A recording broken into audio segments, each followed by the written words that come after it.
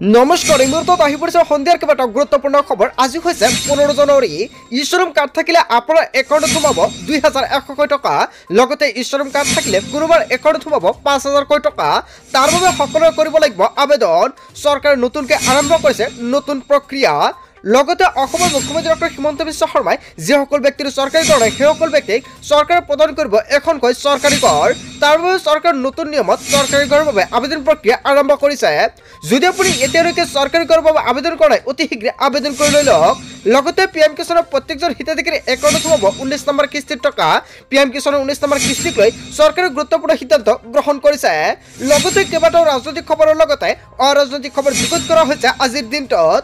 গোটেই অসম তথা ভাৰতৰ বিভিন্ন প্ৰান্তৰ পৰা যুগুত হৈছে কেইবাটাও ডাঙৰ খবৰ। এনেবোৰ খবৰ নিতৌ পাই থাকিবলৈ চেনেলটি ছাবস্ক্ৰাইব কৰি ভিডিঅ'টো এটা লাইক কৰিবলৈ নাপাহৰিব। আজিৰ আমাৰ প্ৰথম ৰকমৰ গুৰুত্বপূৰ্ণ খবৰ হৈছে অসমবাসীৰ বাবে এটা ডাঙৰ খবৰ। ঘৰত বাহন থাকিলেও চৰকাৰে পকীকৰণৰ বাবে কৰিব পাৰিব আবেদন। যদি আপোনাৰ চৰকাৰী পকীকৰণ নাই তেন্তে আপোনাৰ বাবে এটা ভাল খবৰ। ৰেচন কাৰ্ড আৰু আধাৰ কাৰ্ড থাকিলে অতি সহজতে আপুনি ঘৰ আবেদন কৰিব লাগিব। কেৱল ইয়াই নহয়, যদি আপোনাৰ জব কাৰ্ড আছে তেনে ক্ষেত্ৰত গাঁওবাসীয়ে কৰিব পাৰিব চৰকাৰী ঘৰৰ বাবে আবেদন। অসমৰ সকলো দুখীয়া মানুহে লাভ কৰিব চৰকাৰী পকী ঘৰ। মাহে 15,000 টকা উপাৰ্জন কৰিলেও হিতাধিকাৰীয়ে পাব চৰকাৰী ঘৰৰ সুবিধা। ঘৰত দুচকীয়া বাহন থকা হিতাধিকাৰীৰ বাবে চৰকাৰে প্ৰদান কৰিছে এই সুবিধা। অসমৰ 35 লাখ দুখীয়া পৰিয়ালক ঘৰ দিয়াৰ চেষ্টা কৰিব চৰকাৰে। অসমৰ নতুনকৈ 3,88,000 লোক লৈ পকী ঘৰ ঘোষণা কৰিছে চৰকাৰে। আৰু অহা এপ্ৰিল মাহত বাদ পৰি ৰোৱা সকলো লোকে লাভ কৰিব চৰকাৰী পকী ঘৰ। নতুনকৈ ছাৰ্ভে কৰি ৰৈ যোৱা সকলক দিয়া হ'ব চৰকাৰী পকী ঘৰৰ সুবিধা। অনলাইন এপৰ জৰিয়তে হিতাধিকাৰীয়ে পৰীক্ষা কৰিব পাৰিব নিজৰ নাম। আৰু ঘৰ নোপোৱাসকলে চৰকাৰী পকী ঘৰৰ বাবে কৰিব পাৰিব আবেদন। নতুনকৈ আত্মসহায়ক মহিলাই লাভ কৰিব চৰকাৰী জিঅ'টেক চৰকাৰী ঘৰ। হয় বন্ধু বান্ধৱীসকল, অসমৰ মুখ্যমন্ত্ৰী ডক্টৰ হিমন্ত বিশ্ব শৰ্মাৰ চৰকাৰে চৰকাৰী ঘৰক লৈ কেইবাটাও গুৰুত্বপূৰ্ণ সিদ্ধান্ত গ্ৰহণ কৰিছে। নতুনকৈ আত্মসহায়ক মহিলাই কৰিব পাৰিব জিঅ'টেক। আৰু ঘৰত বাহন থাকিলেও চৰকাৰী পকী ঘৰৰ বাবে আপুনি আবেদন কৰিব পাৰিব। আপুনি কেনেকুৱাকৈ আবেদন কৰিব, কি কি নথি পত্ৰ লাগিব, যদি আপোনাৰ ভিডিঅ' লগে নিশ্চয় কমেণ্ট কৰি জনাব। সম্পূৰ্ণকৈ ষ্টেপ বাই ষ্টেপ দেখুৱাই দিম। তাৰপিছত অসমবাসী ৰাজুক জনাইছে আমাৰ পৰৱৰ্তী সময় গুৰুত্বপূৰ্ণ খবৰ। লগতে ডাঙৰ খবৰ, কোনো শক্তিয়ে ৰক্ষা কৰিব পৰা নাই মহাশক্তিধৰ আমেৰিকাক। হয় বন্ধু বান্ধৱীসকল, আমেৰিকাই মহা বিপদত পৰিছে।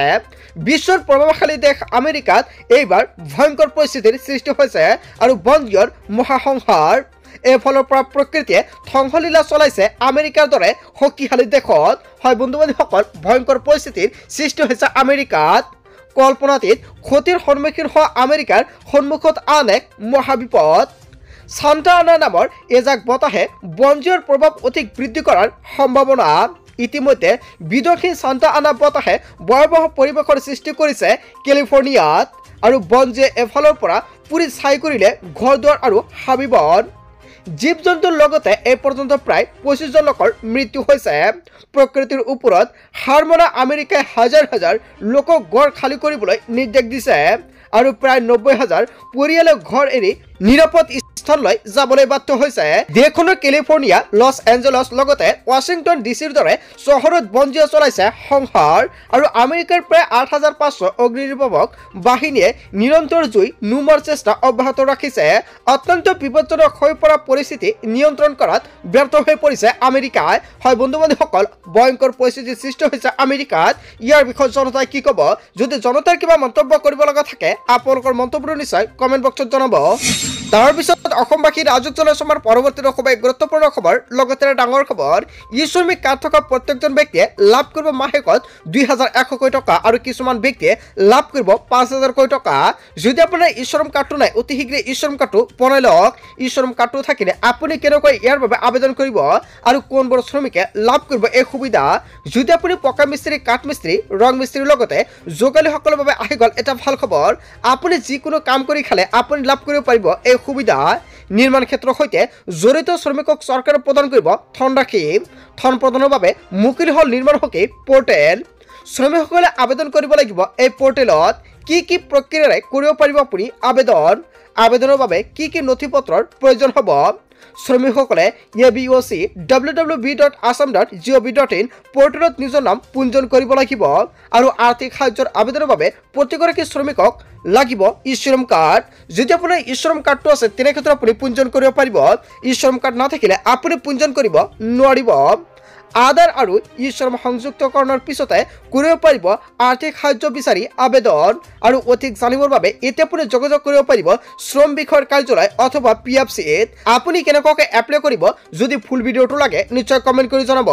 ৰাজ্যত মুকলি হৈছে অংগনবাড়ী কৰ্মী আৰু সহায়িকাৰ পদ। হয় বন্ধু বান্ধৱীসকল, অসমৰ মুখ্যমন্ত্ৰী ডক্টৰ হিমন্ত বিশ্ব শৰ্মাই অংগনবাড়ী কৰ্মীলৈ কেইবাটাও গুৰুত্বপূৰ্ণ সিদ্ধান্ত গ্ৰহণ কৰিছে।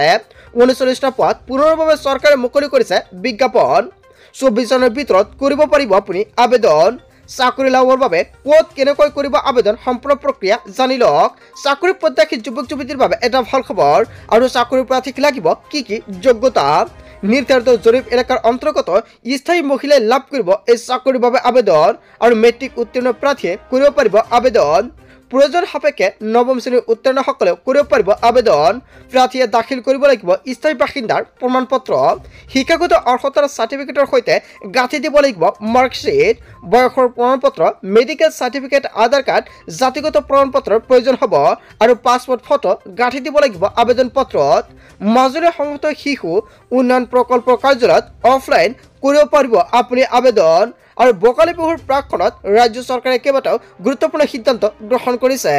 তাৰপিছত অসমবাসী ৰাজুক জনাইছে আমাৰ পৰৱৰ্তীটো খুবেই গুৰুত্বপূৰ্ণ খবৰ। লগতে ডাঙৰ খবৰ, ৰাজ্যৰ লাখ লাখ বাৰ্ষিক সংখ্যালঘু লোকৰ বাবে আহি গ'ল এটা ভাল খবৰ।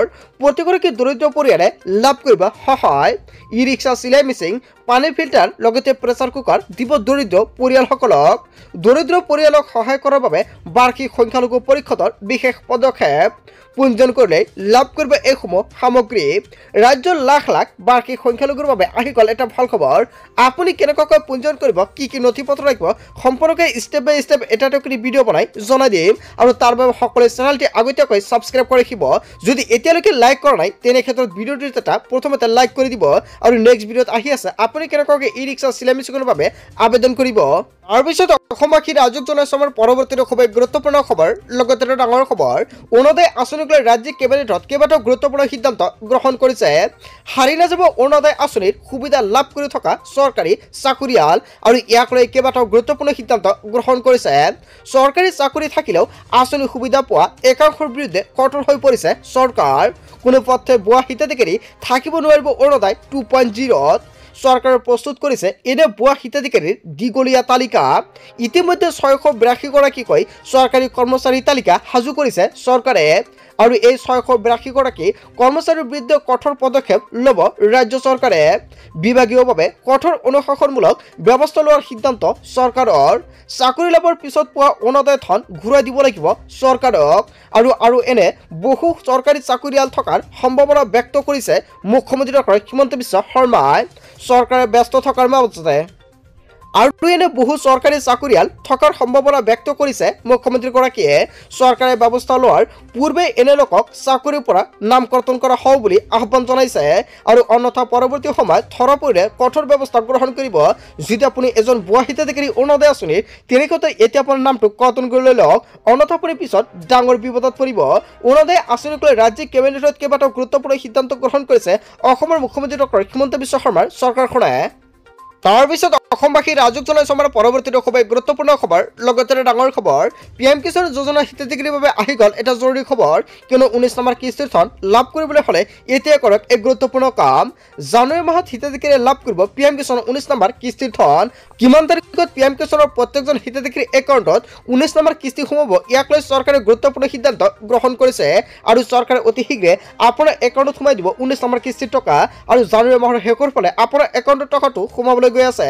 যদি আপুনি এতিয়ালৈকে ইকেৱাইচি লেণ্ড শেয়াৰিং আধাৰ কাৰ্ড লিংক কৰা নাই অতি শীঘ্ৰে কৰি লওক, অন্যথা আপুনি PM কিষাণৰ টকা নাপাব। বন্ধু বান্ধৱীসকল, গোটেই অসম তথা ভাৰতৰ বিভিন্ন প্ৰান্তৰ পৰা যুগুত হৈছে কেইবাটাও ডাঙৰ খবৰ। এনেবোৰ খবৰ নিতৌ পাই থাকিবলৈ চেনেলটি ছাবস্ক্ৰাইব কৰি ভিডিঅ'টো এটা লাইক কৰিবলৈ নাপাহৰিব। So thank you for watching full video.